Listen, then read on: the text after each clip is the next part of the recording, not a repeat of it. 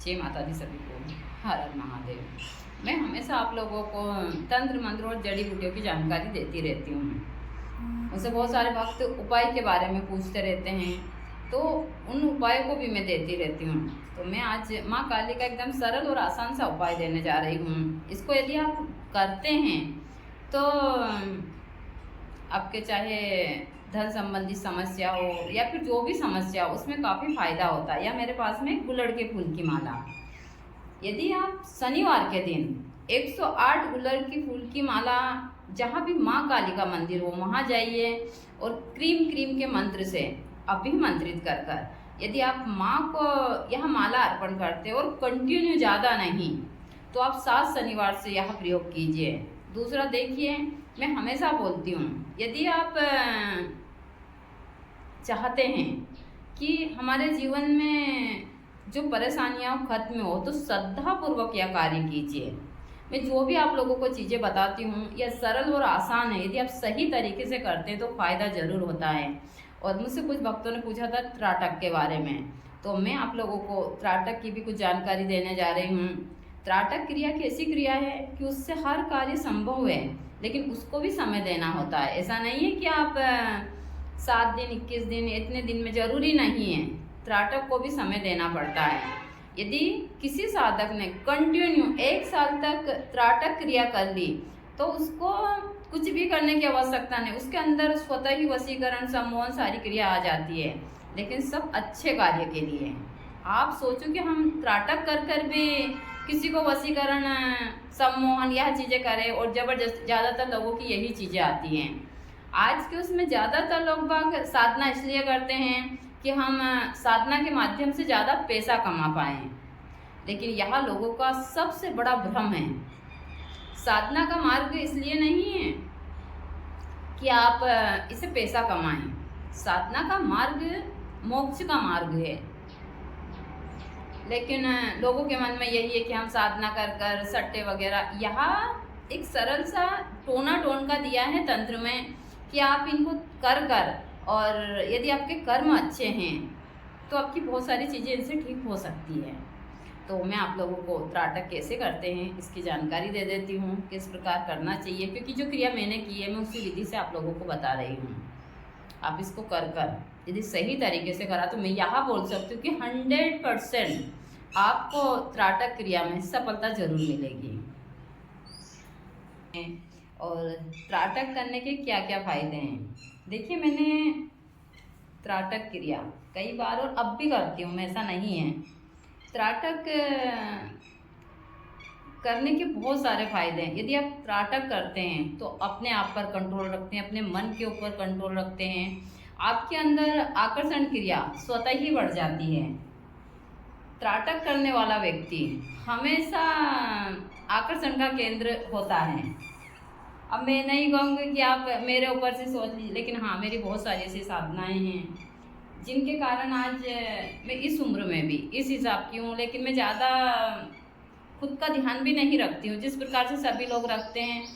मैं जो व्यक्ति साधारण व्यक्ति अपना ध्यान रखते उससे मैं मतलब 25% अपना ध्यान रखती हूँ गुरुजी के बाद से। पहले गुरुजी ध्यान रखते थे, पहले भी नहीं रखती थी, अब गुरुजी के बाद से तो मैं 25% ही अपना ध्यान रख पाती हूँ। लेकिन उसके बाद भी मेरा शरीर अच्छा है, मतलब इस उम्र में अच्छा है। आज मेरी उम्र की महिलाएं काफ़ी उस हिसाब की है, तो यहाँ सब साधनाएं और इन सारी क्रियाओं का ही यहाँ चीज़ें हैं जो इसके कारण मैं इस हिसाब से हूँ। लेकिन मैं हमेशा सभी को बोलती हूँ कि यदि आप साधना के मार्ग पर है तो आप त्राटक क्रिया जरूर कीजिए। त्राटक क्रिया करने के बहुत सारे तरीके हैं। आप एक शांत कमरे में कम से कम ज़्यादा नहीं, त्राटक करने की देखिए सही विधि है कि आप एकांत में त्राटक करें। आप सूर्य देव से भी त्राटक कर सकते हैं, चंद्र देव से कर सकते हैं, ओम के ऊपर कर सकते हैं, दीपक के ऊपर, मोमबत्ती के ऊपर आप एक गोलाकार चक्र बनाइए, उस चक्र के ऊपर भी आप त्राटक कर सकते हैं।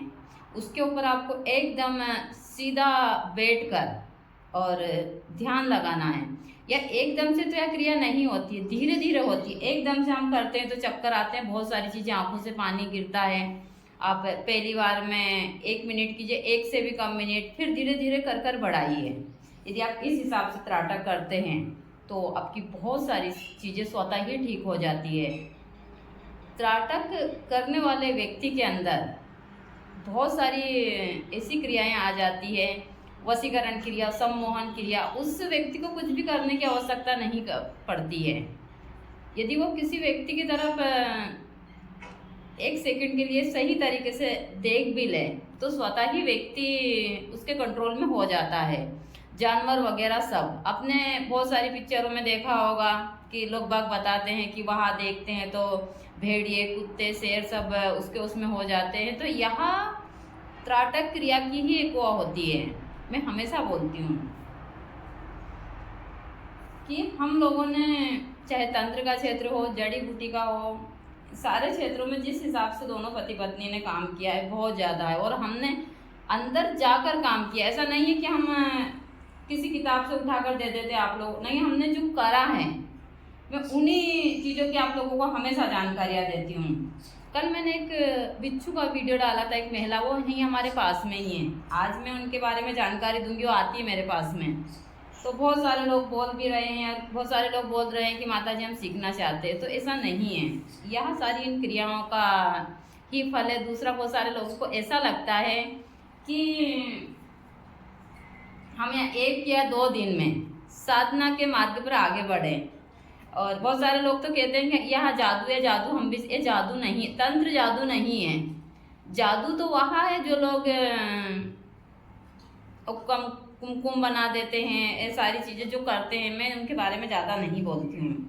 जादू वहाँ है, यह साधना का नतीजा है जो इस प्रकार से है, और यह कार्य स्वतः ही हो जाते हैं। मैं हमेशा बोलती हूँ कि यहाँ जब गुरु जी थे तो भूत प्रेत बाधा वाले सभी व्यक्ति आते थे, और जिस प्रकार से वहाँ लोग ठीक होते थे, पता नहीं भगवती की कृपा से कैसे सारी चीज़ें। तो मेरी चीज़ें इसी हिसाब से, और आज भी मैं जिन लोगों को उपाय बता देती हूँ सही तरीके से करते हैं तो फ़ायदा ज़रूर होता है। तो जो लोग भी त्राटक करना चाहते हैं, और कंटिन्यू, आपको ज़्यादा नहीं तो कम से कम 21 दिन तो त्राटक कंटिन्यू करना चाहिए, चाहे कोई भी परेशानी हो। बहुत बार किसी को चक्कर आते हैं, किसी को सर दर्द होता है, किसी का उच्चाटन होता है, उच्चाटन तो बहुत ज़्यादा होता है। और जो त्राटक करना चाहता है उसको ध्यान, प्राणायाम, योग जरूर करना चाहिए। सुबह जल्दी उठना चाहिए, रनिंग करना चाहिए। एक साधक को तो यह चीज़ें करनी ही चाहिए। मैं अपने जीवन में इतनी बिजी हूँ, लेकिन उसके बाद भी मैं सारी क्रियाएं करती हूँ, ऐसा नहीं है।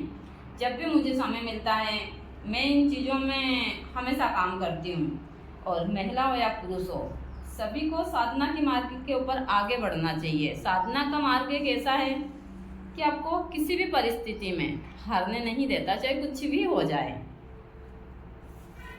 आज मैं आप लोगों को जो भी जानकारियाँ सारी चीज़ें दे पा रही हूँ, यहाँ अपनी उन साधनाओं के बलबूते पर ही दे पा रही हूँ। आज मैं अपने आप को इतनी भाग्यशाली समझती हूँ कि मैं गुरु जी की पत्नी हूँ, और मैं अपने आप को बदनसीब भी समझती हूँ कि गुरु जी का साथ मेरे साथ इतने ही दिन रहा। लेकिन मैं सबसे ज़्यादा अपने आप को भाग्यशाली समझती हूँ कि मुझे इतने अच्छे पति महाराज मिले कि मैं अपना बाकी का जीवन उनकी याद में ही काट सकती हूँ। जीवन का तो कोई भरोसा नहीं है। मैं आज आपके सामने, मेरा 1 घंटा का भरोसा नहीं है, क्योंकि मृत्यु एक परम सत्य है। और मैं तो यह कहती हूँ कि जितनी जल्दी आ जाए उतनी जल्दी अच्छा है। यहाँ या मृत्यु लोग, इसमें कुछ नहीं रखा, बहुत सारे लोग इस हिसाब से कहते हैं। तो यही चीज़ है। और यह मेरी आप लोगों से बात करते करते भगवती की माला भी तैयार हो गई, देख सकते हैं, बड़ी सुंदर है। और मैं प्रतिदिन माँ को यह माला अर्पण करती हूँ। मुझे जब भी समय मिलता है मैं थोड़ा समय निकाल कर यह वीडियो वगैरह बना देती हूँ। तो यही है हमारी भगवती की माला। अब मैं माँ को माला पहनाऊंगी और सारी क्रियाएं उस हिसाब से करूँगी। तो आप लोग त्राटक इस हिसाब से कर सकते हैं। त्राटक करना एक साधक के लिए बहुत उस हिसाब की चीज़ें हैं। और मैं हमेशा बोलती हूँ, एक